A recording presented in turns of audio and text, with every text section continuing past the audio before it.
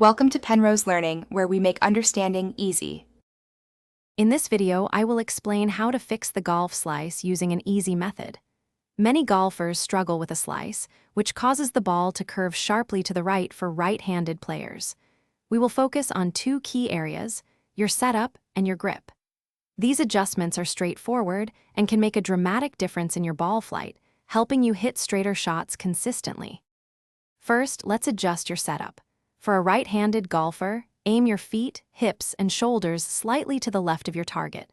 Crucially, keep your club face pointed directly at your intended target. This creates a subtle misalignment, encouraging your swing path to come more from the inside, which is essential for eliminating that pesky slice. Practice this feeling on the range.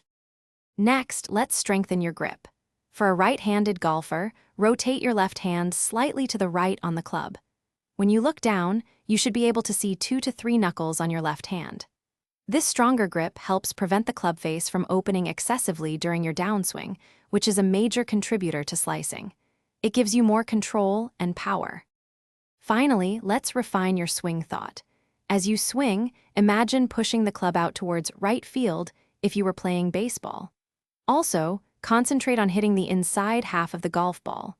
These two thoughts combined will naturally encourage an inside-out swing path, which is the antidote to a slice. Consistent practice with these adjustments will lead to straighter, more powerful shots. Thanks for watching. If this was helpful, leave a like and consider subscribing. See you next time.